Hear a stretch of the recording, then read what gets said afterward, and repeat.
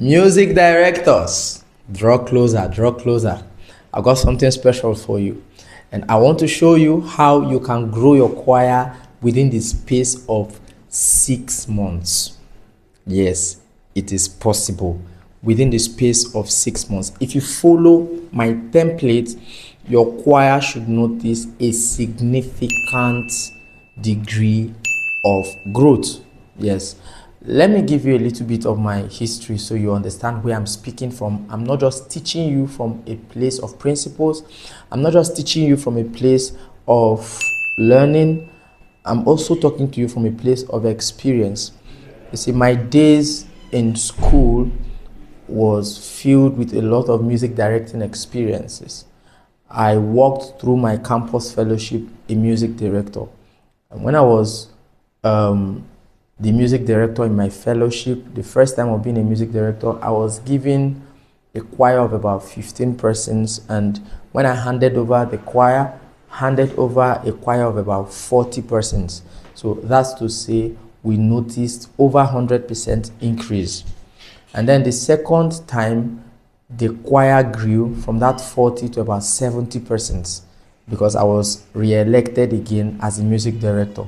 And then it went further to, the JCCF level. I became the JCCF music director.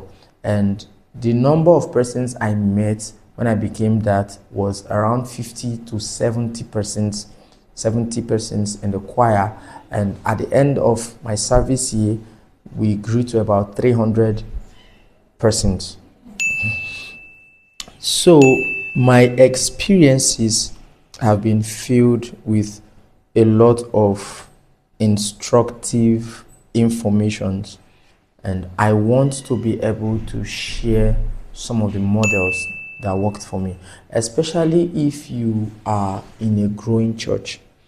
If you are in a growing church, you have to really pay attention. Now, some of the things that I will be saying can be used on any ground, but especially to those people who are of growing churches, I will try to ensure that my model fits into that purpose. So let's start talking. Number one thing you first of all need to understand about the choir is that the choir is God's system for educating people. The choir is God's system for pruning and producing, singers, producing psalmists, producing talented people who will employ their talent for God. One of the most essential quality that you should try to imbibe is the quality of leadership. You see, some of you struggle with your choir because you are not exercising leadership. Now, don't think that because you were given a position that automatically makes you a leader. No. A position may put you before the people, but it is the qualities inherent on your inside that makes you their leader. When I was elected as a music director, assistant music director, I didn't know much about music directing. I was just a passionate pianist, and that was all I wanted to be, So I stood before my choir to try to teach them their harmonic lines. That was the first time of standing before them. I couldn't even teach soprano what their part really is. I couldn't teach alto what their part should be. I couldn't teach tenor what their part could be. I still remember that they were trying to correct me. I was trying to tell soprano, sing this part. And soprano, they are saying, no, sir, that's not our soprano part. That's alto part. Okay, alto, sing this part. Alto, say, no, it's not our part, it's tenor part. And then at the point, I was just like, okay, all of you, the part I be, oh yeah, sing, everybody, let's go. It was very embarrassing for me, but I took it up as a challenge. I went back home, and luckily for me, the school went on strike, all thanks to ASO. The school went on strike for close to 4 months to 6 months. But guess what I did? I took out that period of time to invest in trainings. I went for training. I enrolled in online trainings. I took out time to study about music directing. I took out time to study about leadership. I took courses on leadership. I took courses on a whole lot of things. And when we resumed the session, I could stand before my choir people. I could teach them as a professional. In fact, some of those persons that were mocking me when I was trying to teach them their part, and they were telling me it's not our right part, it's not our right. I ended up becoming their vocal coach. I ended up becoming their music coach, coaching them the right way to sing.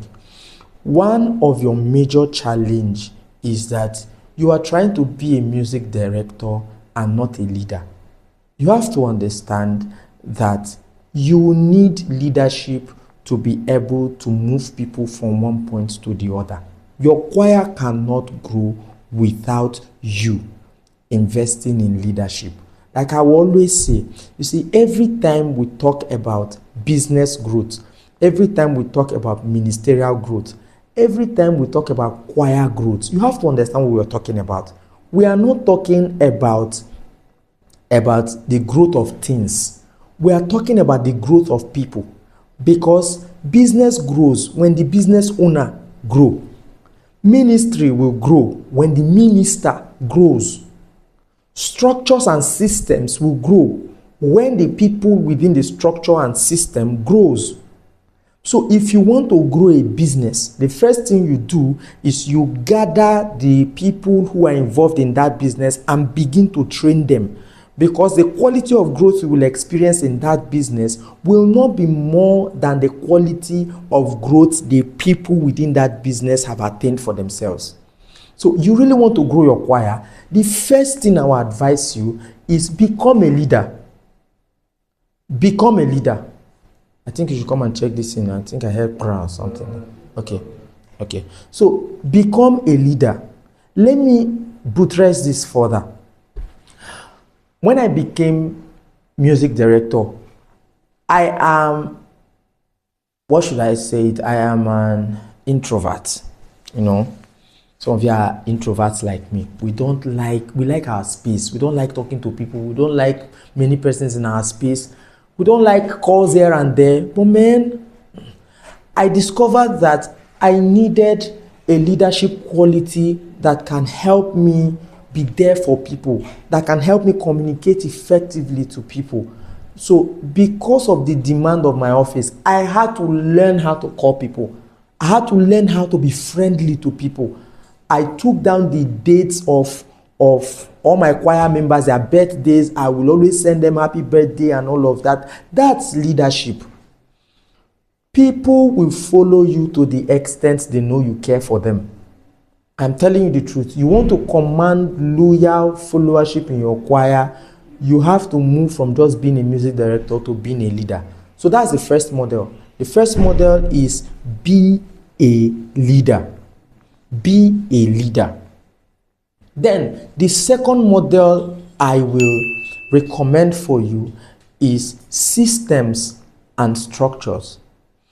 You see, when we talk about systems and structures, what people just think of is having a choir secretary, is having a choir treasurer. No. We are not just talking about positions. We are also talking about how things run. You should have an orderly way of doing things in the choir. One of the models that I imbibed during my time that worked for me was that whenever we get to any term, we will get a list, all the songs that we want to do and all the songs that we'll be rehearsing, we'll write it down. Let's assume that we minister every Sunday. So for the month of this is currently April, for the month of May, we already have a chart. We already have a calendar that has the song we'll be doing for the week. And it goes like that even down till June. In fact, I had to create that particular system for all the songs till we handed over. So what that helped us do was that it saved us from the stress of cracking our brain. It saved us from the stress of continually cracking our brain for a song. Now, should there be room for flexibility? Yes, there should be room for flexibility, because there are times what you have planned, the songs you have already planned, will not fit the purpose of the service. Or maybe your man of God reaches out to you and tells you that this is what I want to be preaching, please find a song or something like this. I advise flexibility on those grounds. Or maybe a new song came out that you just love your choir to sing. I advise flexibility on those grounds, but flexibility should not rule out the place of structure and system. And the interesting thing about this structure and system is that each person in the choir would have a role to play, because part of our vision back then was to raise music directors. We wanted a choir where everybody can be able to teach parts. You know, it stresses you as a music director because you are the only one doing everything. But if your choir members, all of them, know how to direct parts, it will be very, very easy. So what should you do? Create systems and structures. Have somebody who organizes the rehearsals. Have somebody who shares the word. Have somebody who sends text messages to your people on a regular basis, reminding them about rehearsals, knowing how they are doing. Create systems and structures. Have a system and a structure of how things run. You know, your uniforms. Let's assume this is 2025. Your uniforms, even for the first 6 months, should be drawn out. You should have a calendar.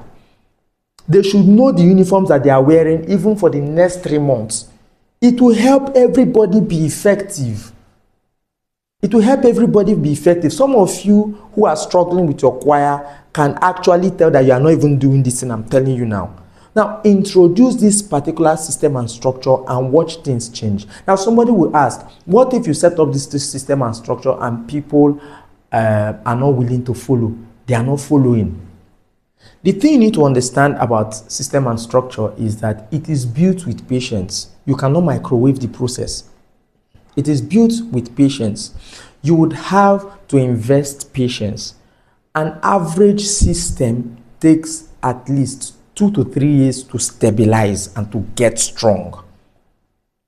So you would have to subject the system and structure in a continuous process of review and evaluation. You keep reviewing, you keep evaluating. If any of the unit is not functional, you find out what's wrong, and then you make a replacement or an adjustment if you need to.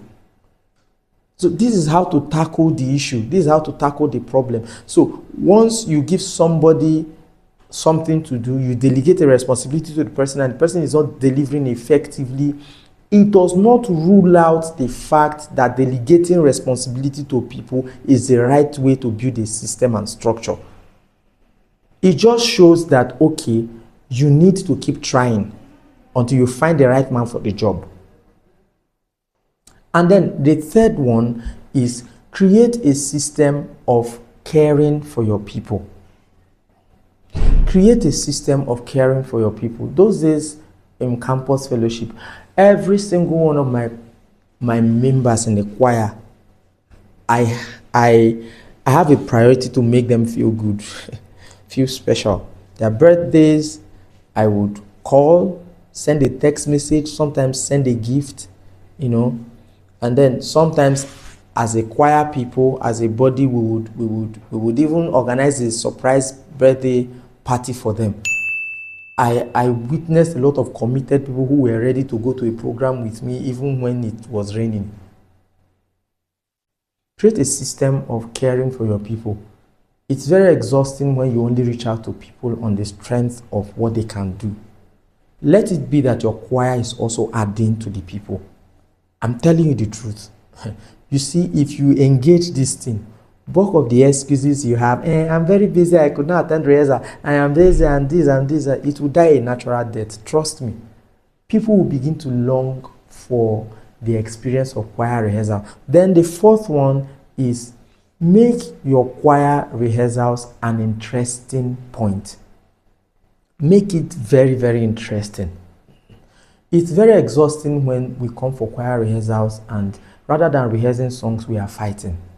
There are some choir rehearsals that end with people punching each other. Tell me how you want people to come for that choir rehearsals. How? How? You should try to be creative with your choir rehearsals. Some of you come for choir rehearsals and all you just do is just pray. You have 2 hours to rehearse and you are praying for 1 hour, 30 minutes. And then you now take 30 minutes to now rehearse. Am I against prayer? I'm not against prayer. The man you are seeing here loves prayer. He loves to pray. But let's try to balance things and let's have wisdom. If you want to do much of prayers, you should be able to have, let's say, retreats, have sessions for that, have rehearsals for that. But bulk of the time when we come to rehearse, let it be that we are rehearsing. Did I say you should not pray? No, at all costs, pray. If you have 2 hours to pray and you invest like 15 to 30 minutes in prayers, that's enough. Then take the rest 1 hour, 30 minutes to properly rehearse. Because what we are going to minister on Sunday in church is not prayer, it's music. And music is not prayed. Music is rehearsed and performed. I hope you get me now.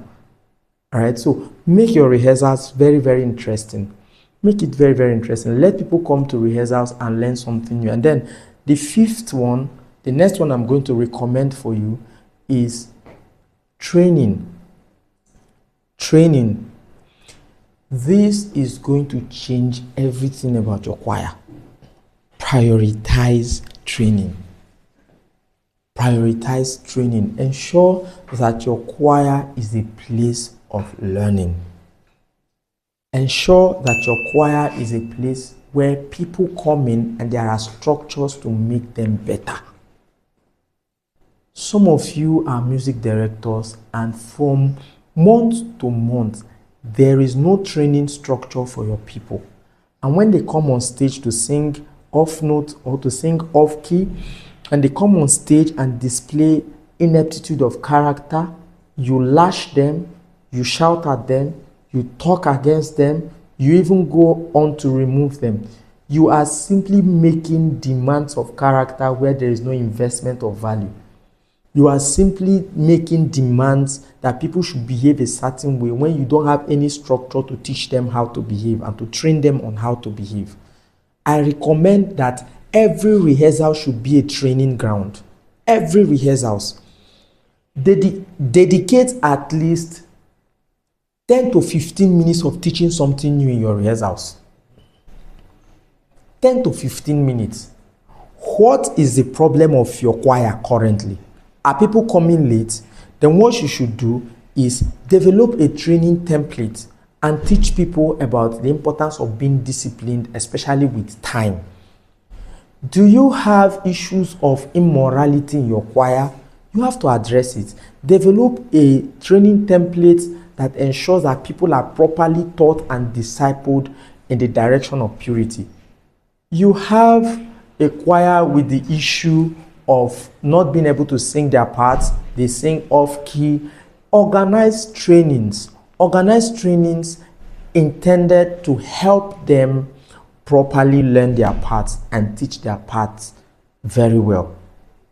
Organize trainings like that. It will go a long way to help people. People will come to choir rehearsals every day because there is always something new to learn. There's always something new to learn. There's always something new to learn. The choir rehearsals or the choir itself has now become an avenue for their improvement. They'll be excited. They'll be excited. Then the fifth one, or the sixth one, or the next one, whichever number you are writing. Learn to teach your choir songs that will improve them. You know, we are in the era where it looks like we just want normal music, calm music, the strings and the parts. So we don't want stressful music. But for some of us who grew up or who witnessed the era where music was done with a lot of complexities, with a lot of syncopation, with a lot of technicalities, we understood music for what it really is. Yes, Every choir rehearsals was such a challenging moment. When you come to choir rehearsals, you know you are coming to get challenged. There's a new song to score. There's a new song to listen to. There are minors in the song and you want to get it. And the secret here is, every time your choir scores a very difficult song, their technicality, their skill, their ability to perform music increases. I can tell you for free. This is the reason why you will notice that after your major choir concert, that you people did one very technical song, the next time you brought another technical song, it was easy for them to do. Have you observed? If you have not observed, try it. So ensure that once in a while you introduce technical songs that can challenge your people to take their music seriously. How can your choir people grow when every now and then it's only strings and pad music you are giving them? Every now and then your choir administration is simba, shh. How will your choir grow? They will not grow now. Find songs that will challenge their musicality. Once in a while, introduce those kind of songs that have modulation, songs that have a lot of inversions, songs that have a lot of alternate singing, songs that have a lot of, some of these musical embellishments, so that your musicians can sit up. I am speaking on behalf of the keyboardist. Your keyboardist is tired of playing strings for choir administration. He needs to play some Kevin Bond feel. Those things. Let your musicians work. It helps to build the choir. It helps to build the musicality of the choir. Do you get now? Do you understand me? I know you do. If you don't understand me, you can ask your question. So the next thing I'm going to recommend for you, in order for you to build your choir, take it to the next level, is establish the brand aspect of your choir. You see, your choir, as much as the primary function of your choir is to the local church, your choir should also have impact in your community. It should also, the talents, the giftings in your choir should also reach out to the world, for the world to benefit. Your choir should not just be limited to singing on Sundays. There is nothing wrong if your choir goes to the studio to release a song and put it out. One of the strongest reach out point for Koza was with their choir, the Avalanche. Oh, that period, the Avalanche as a choir, they did amazing songs. A lot of persons got to know Koza and got to attend Koza because of the Avalanche. So your choir could also be a contact point through which people come to the church. So don't just limit it to choir. Try and develop the brand aspect of it. By that I mean, there is nothing wrong with your choir composing a song, releasing a song in the name of the choir, howbeit under the supervision of the leadership of the church. People could listen to it and decide to come to the church, decide to come to the choir, and that's how you have more members. And then lastly, in order to grow your choir, especially numerically, always engage outreach. Reach out to people. Reach out to new people. Now, it is understandable that the choir of the church will grow according to the numerical strength of the church growth. You cannot be having more persons in the choir than you are having in the church. At no point. So it is, the more people come to the church, the more they can find a unit of service in the choir to serve. You understand? So I understand that there is a perspective as such. So what I would advise is the people in the church, every now and then, reach out to people. Find out, would you love to serve? Would you love to serve? Would you love to serve? Would you love to serve in the choir? Would you love to serve? Reach out to people and then have a system of audition that auditions them, checks them out, and then finds out if they have the needed skill to join the choir. And like I said, the choir is a place of growth, not a place for perfect people, not a place for people who know how to sing perfectly already. There should be a structure and a system in the choir to also grow people. You understand? So I believe that if you apply this model in your church, your choir will grow significantly. Within the space of 6 months, your choir will grow significantly. And what I mean by growing significantly is it will grow in the numerical strength. There'll be more persons added to the church, to the choir. It will grow in commitment. Your choir members will yield more commitment. It will also grow in culture and atmosphere. There will be that unity of love, It will also grow in skill and excellence.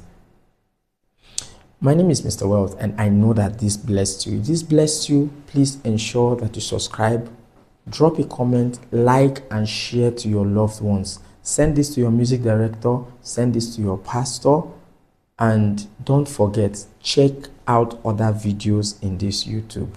God bless you. I'll see you next time. Thank you.